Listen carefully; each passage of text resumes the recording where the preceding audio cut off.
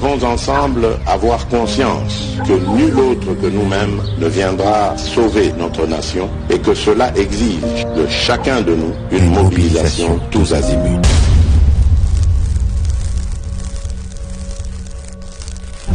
Bonjour fidèle internet, bonjour Balanino sur la GCAM TV officielle. C'est votre humble serviteur Guilain Tchouboba, le vrai descendant de Tchène Tsekedi, défenseur du parti potentiel, avocat de tous les parlementaires debout. Nabanzi, ça fait un bail, on ne se pas vu. Et là, suite, j'étais en deuil. La période qui, moi, je suis Moloto Tchiboba Lille. Je suis le 5 juin 2023.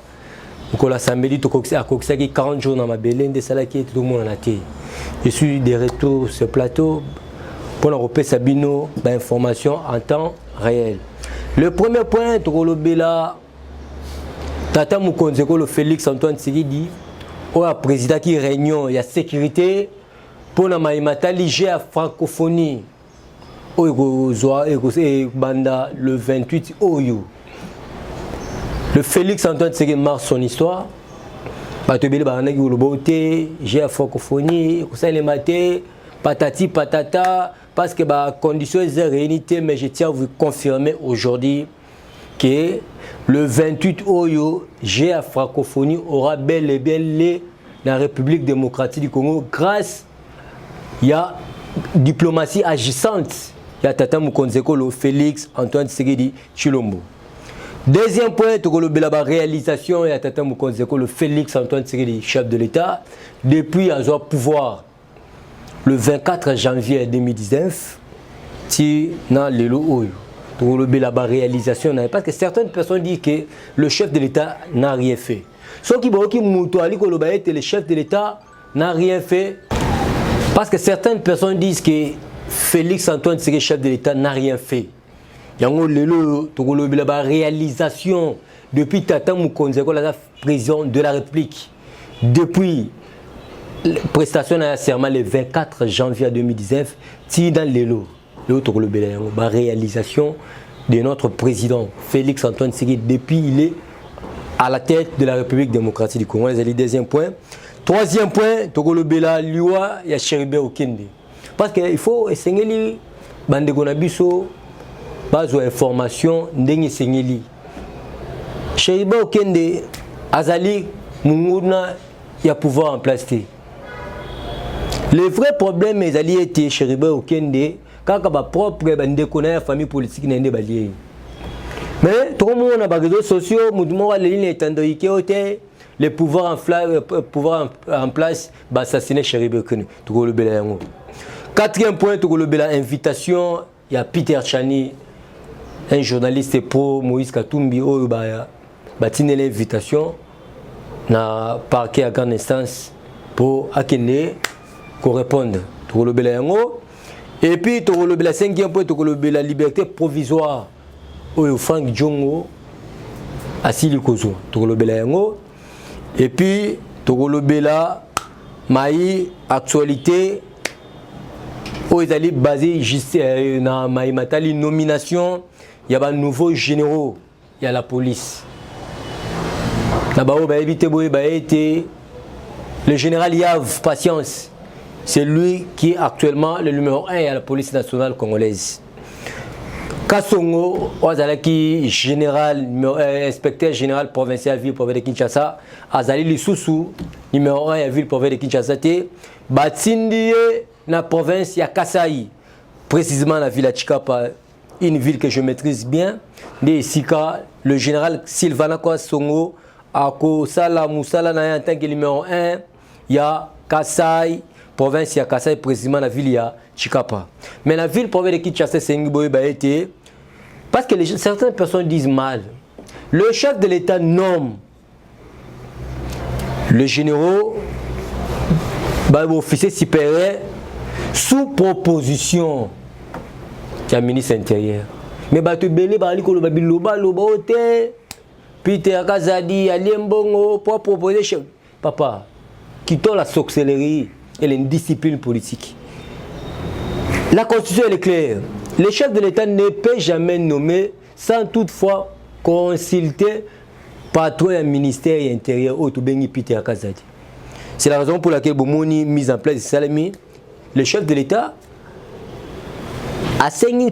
il a demandé, il a proposé, et le ministre intérieur a proposé par chef de l'État, et puis chef de l'État, le commandant suprême de la force armée de la police nationale, a moni était mise en place de Koko Salema, oh il y a Koko qui est retraite, oh il y a Koko qui est bisika pakala songolo, ils allaient le pouvoir discrétionnaire chef de l'État, mais moi portion moukié au PSP le ministre intérieur, des saliers étaient ma mise en place et Salema. Donc le lobby lundi. Nouvellement nommé général à la police, parce que qui est remise et prise, les bosso et le ministre et l'intérieur. Le premier point, toujours que dans le Mbango, pour la réunion, où Tata Mukonzekolo a sali saki mukolo lobby, pour la matali, j'ai à francophonie. J'ai à francophonie, et allé histoire, où chef de l'État a marqué histoire. Jamais vu depuis Congo et Congo. Le chef de l'État n'a secteur sport. Le chef de l'État a sa libre réalisation belé. Aujourd'hui, le 28 juillet, j'ai la francophonie et Kosale Manambo Kanabiso grâce à la diplomatie agissante et à Tata Mukonzekolo Félix Tshisekedi. Et puis, na liko betape longo setena longonia na Tata Mukonzekolo na pouvoir discrétionnel là. Parce que certaines personnes croient que pour devenir ministre, il faut avoir la partie Pakala Songolo. Lelo Kaboulou, moi na Kaboulou. Il est ministre, il y a sport. Azan la partie ni. Azan mouta IDPS. Azan mouta mosaïque. Azan mouta union sacrée, je ne pense pas. Ou alors ils qu'on revenir dans le pouvoir discrétionnel des chefs de l'État. Parce que la personne de Kaboulou, moi na Kaboulou, c'est une personne qui maîtrise bien ce secteur y a sport. C'est la raison pour laquelle chef de l'État habité et Seigneur Lito Longolais directeur.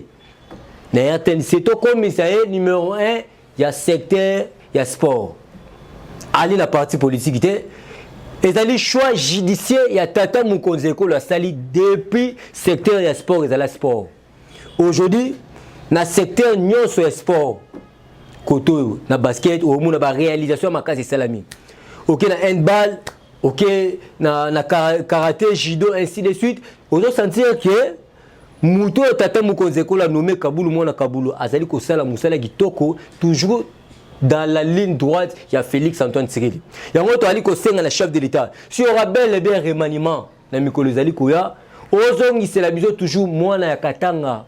Parce que certains disent au pouvoir, il y a Tshisekedi des Balouba. Mais c'est faux et archi faux.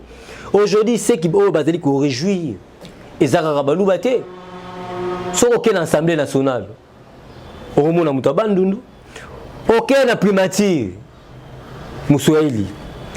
Aucun Sénat. Moussoaili. C'est pour vous dire que Bokonzi, Tata Mukonzekolo, Ezali, a pas qu'à la songoloté, Azan a besoin de développement, il y a un secteur Nyoso Bikolo, Nyoso. Le chef de l'État martelé, Paul Namaïmatali, j'ai la francophonie, tant que président qui réunion lobby. À lobby, na côté ici réunion oyo pour na goye bisabino été avant et après j'ai la francophonie na yoka zéro incident. Il a martelé. Il est allé plus loin au été. Incident mort salématé. Na yoka ta zéro morté. Na ba force de sécurité bazalaki. Numéro 1, il y a la police azalaki nationale, gouverneur de la ville azalaki, numéro 1, garde républicaine azalaki, ainsi de suite. C'est pour vous dire que le chef de l'État, souci n'a été, bande konabiso ya libanda au baye, la République démocratique du Congo, base à la sécurité, base à la moussana la bango, tindenge, j'ai la francophonie et aussi là, parce que le chef de l'État a marqué l'histoire nae, banda Congo et la Congo. Le chef de l'État est allé plus loin, le BT, et Seigneur Libana ya Congo peut base à la sécuriser. Non seulement Bapaya, l'ensemble des territoires nationaux base à la sécuriser. Voilà l'homme. On va aller remplir la bolingo, la compassion. Il y a la République démocratique du Congo. Momonaki na 104e Conseil des ministres à la cité de l'Union africaine. Le chef de l'État a ABC.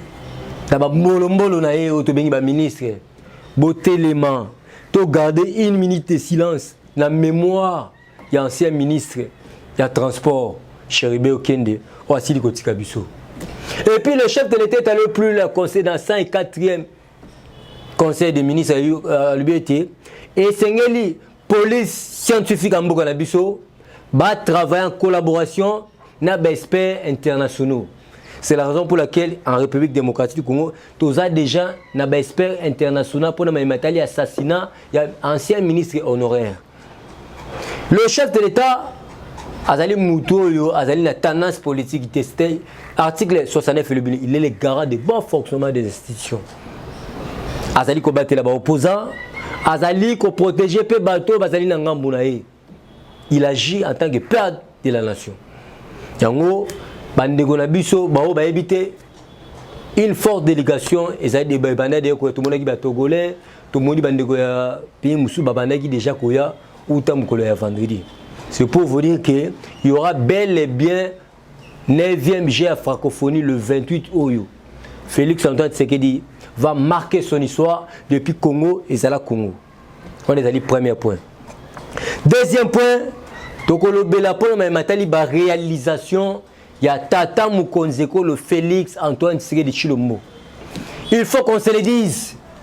Depuis que Félix Antoine Tshisekedi chef de l'État président de la République, Sokoki Moutou Ali Koloba ete Fachi Beto asali le côté yebisa obotama na oma elete yebisa ozali zoba parce que ce qui te côté secteur par secteur, faut qu'on se le dise, le loto ali ko panzandeke secteur par secteur.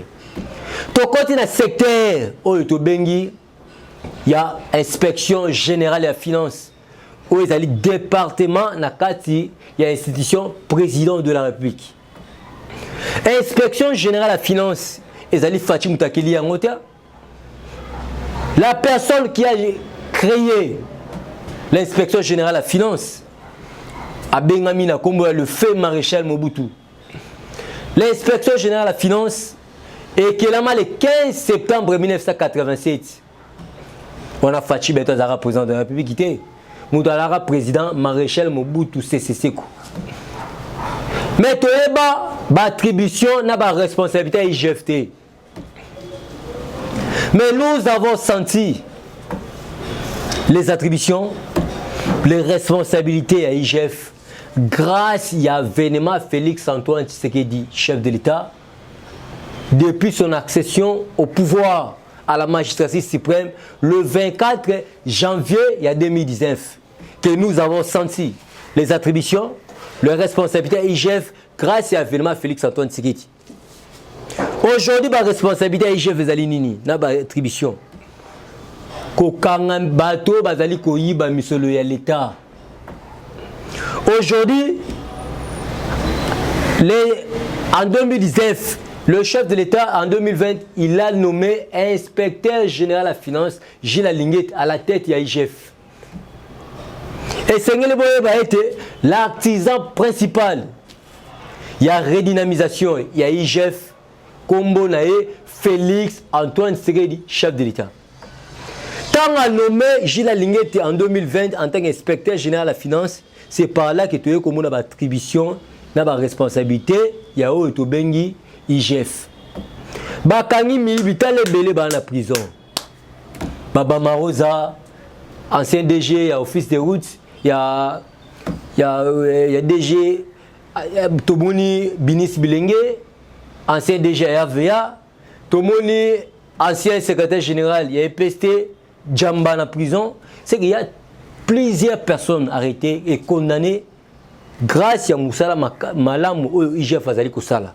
Il y a un autre ali qui a été pour la réalisation, inspection générale à la finance, qui est le 15 septembre 1987. Tu as comme attribution, la responsabilité grâce à l'événement Félix Antoine Tshisekedi, chef de l'État. Il y a un ali qui a 7 ans, na ba dongolo mesu, o bali ko loba biloba loba ote IGF a commis complice ote Gilles Alinguet a commis dans une même assiette avec les volets, c'est faux et archi-faux, qui donnent la sorcellerie politique et l'indiscipline. Gilles Alinguet azali ko demeurer toujours dans la ligne droite.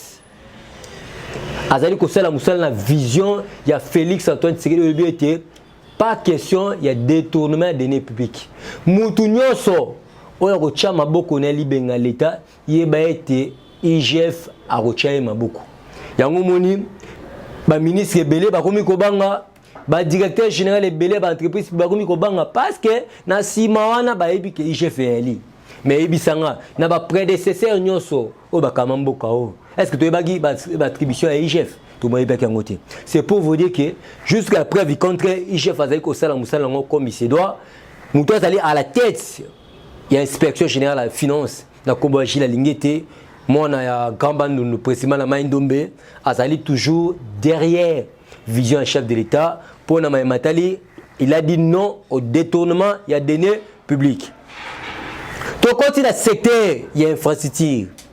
Parce qu'il faut qu'on se le dise. Dans un secteur infrastructure, ni fachi beto à salité. Ceux qui te habitent contre un office de route, n'importe à Kabila n'a fait que 4 ponts sous Kabila.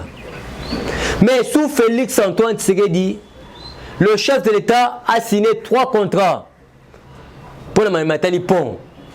À l'époque, à Kabila, il y a 4 ponts sur l'ensemble du territoire national. Mais sous Félix Antoine Tshisekedi, chef de l'État, le chef de l'État a réussi à signer 3 contrats à Makassi. Le premier contrat, il y a 44 ponts sur l'ensemble du territoire national. Le deuxième contrat, il y a 60 ponts sur l'ensemble du territoire national. Le troisième contrat, sous Félix Antoine Tshisekedi, il y a 201 ponts sur l'ensemble des territoires nationaux. Le souci majeur du chef de l'État, c'est que se développé. Souci, il y a Tata Moukonzeko, les alliés, développement et salement sur l'ensemble des territoires nationaux. La province de so, et s'épanouir et se développer dans Balamoko. C'est ça le souci majeur de Tata Moukonzeko. Sous Félix Antoine Tshisekedi, le chef de l'État a réussi, il y a 305 ponts sur l'ensemble du territoire national. Pour la bande de Kolabis, il y a grand bandundu. Et Sengeli Boyeba a été le premier bénéficiaire. Na Popo Kabaka, Babanaki Golelanzela. Aujourd'hui, nous allons aller au Salema sous Félix Antoine Tshisekedi. Na province, il y a Chopo, président de Kisangani. Tronçon au aéroport, c'est la ville. Ils allaient au Salema sous Félix Antoine Tshisekedi, chef de l'État. Bapo, ils allaient au Salema dans la ville de Kisangani. Tolongo wana, na Mongata toujours na Bandundu. Plusieurs réalisations. Tronçon Mongata, Bandundu ville. 240 km.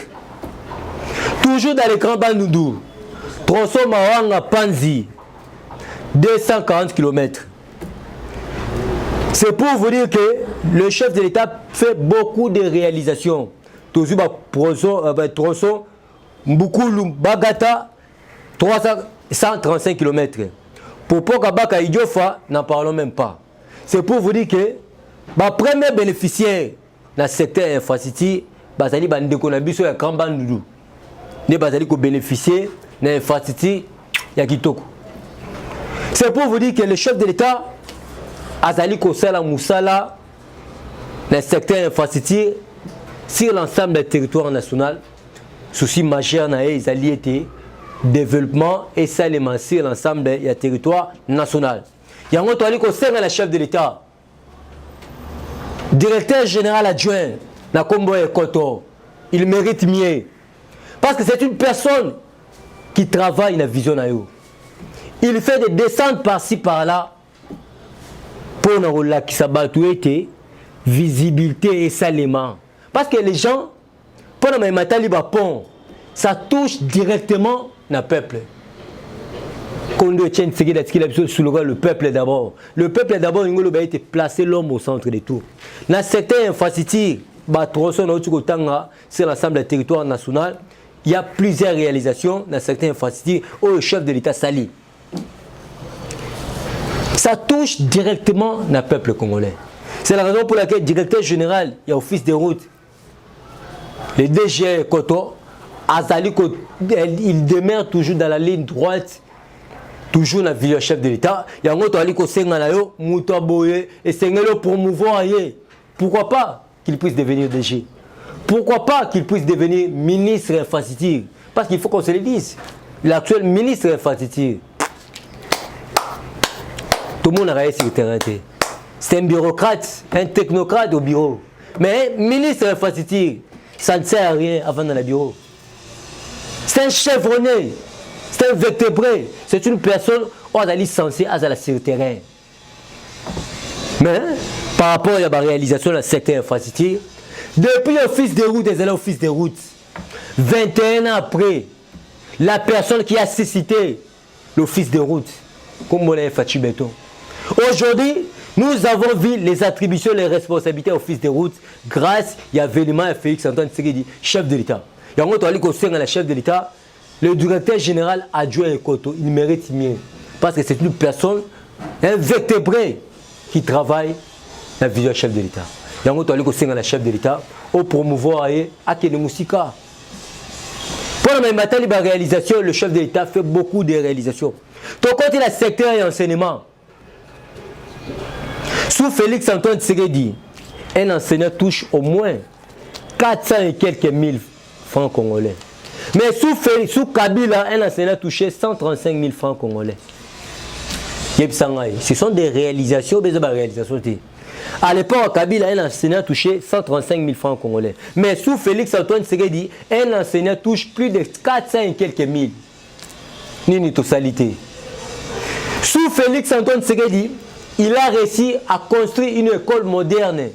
Il y a des autochtones, des pygmées, des valeurs.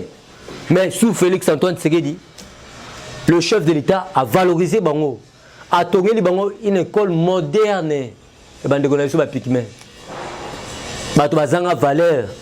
Mais la personne qui a valorisé Pygmée, une école moderne, dit jamais vu depuis Congo et Zala Congo.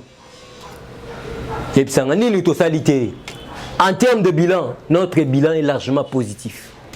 C'est que secteur par secteur, c'est pour vous dire qu'il y a des avancées depuis Fatou Betoazali, président de la République.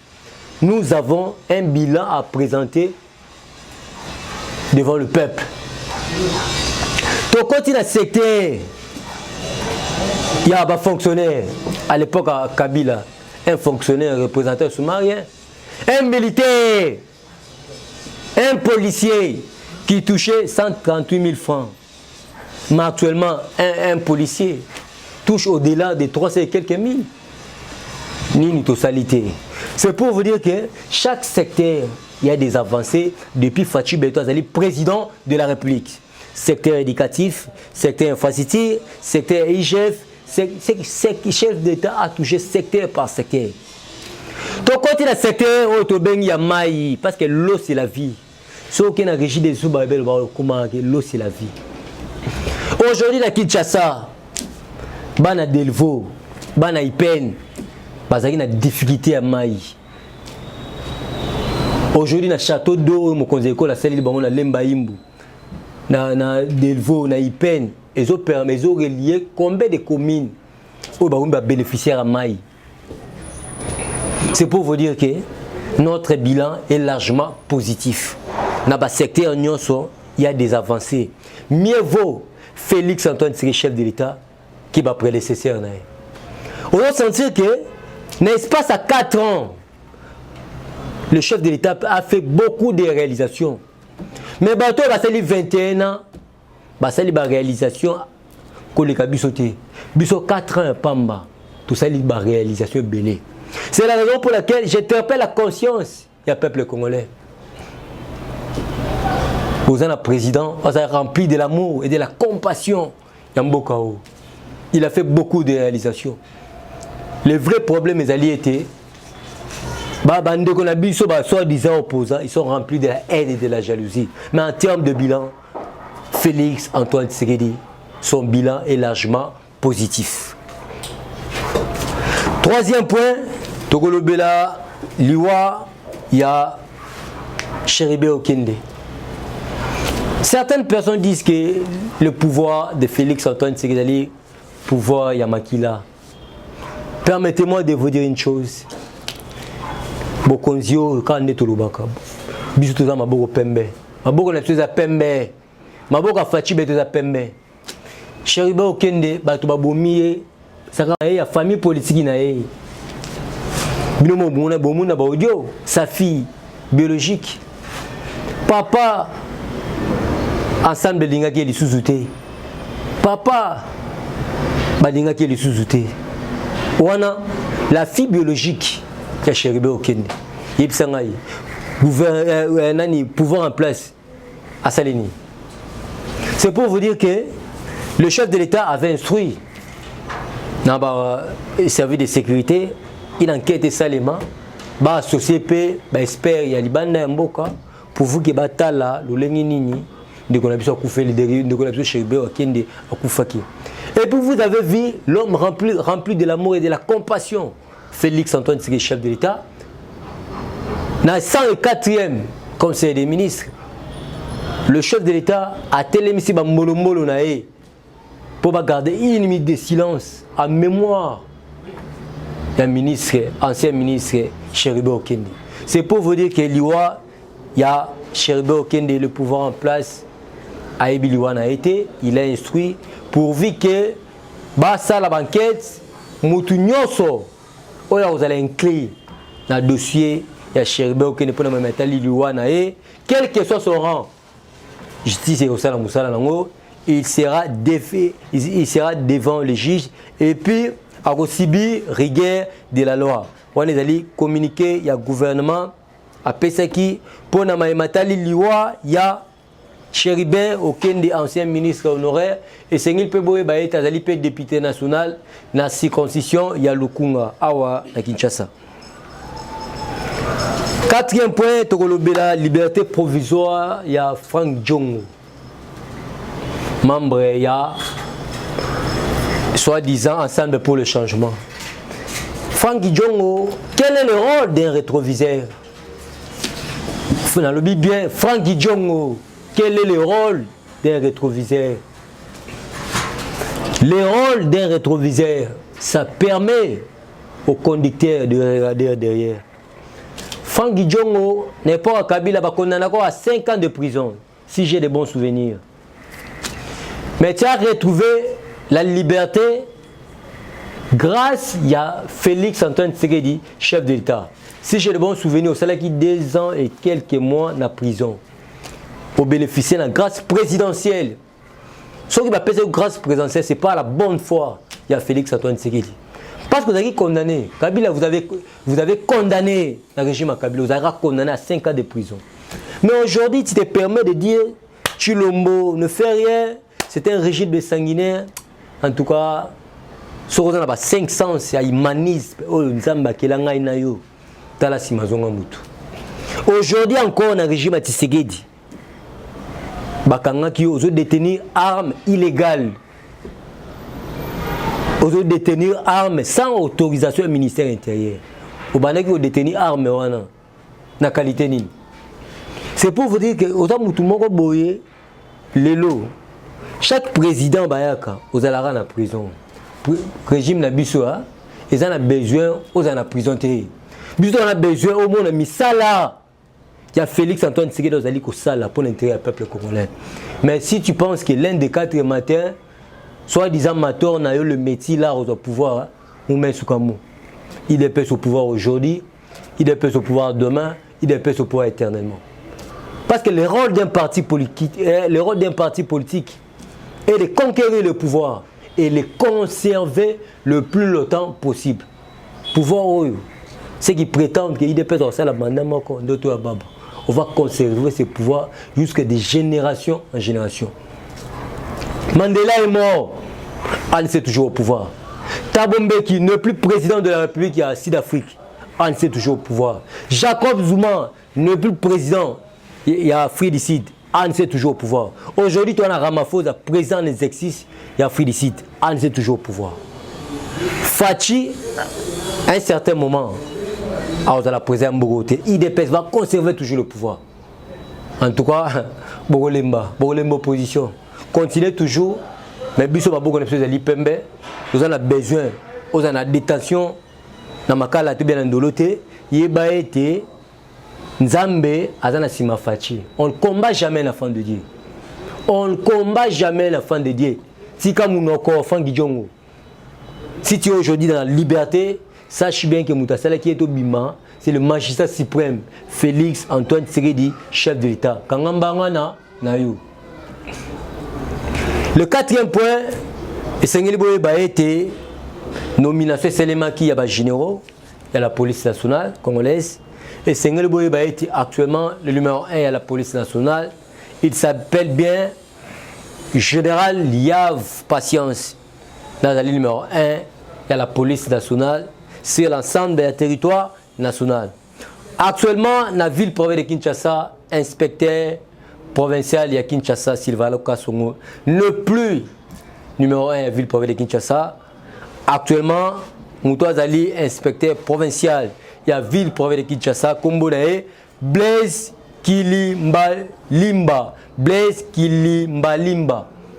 À ce qui bateau de commandement, il y a la police, la ville provinciale de Kinshasa, Moukoula-Lobi. La présence, il y a le ministre intérieur, Peter Kazadi, le vertébré. Mais j'interpelle la conscience, il y a des dongolomis sur les réseaux sociaux. Oh, Peter Kazadi, c'est un coopérant. Oh, Peter Kazadi, les Mbongo, qui donne la sorcellerie politique, qui donne l'indiscipline. Que dit la Constitution?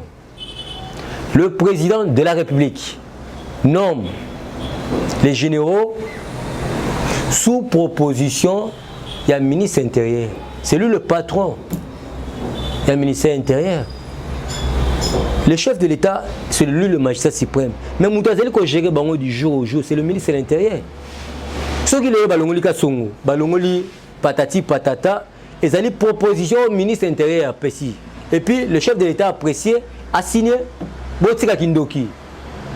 Botika Kindoki, Nicolas Peter Kazadi, c'est une personne qui est toujours derrière la ligne droite.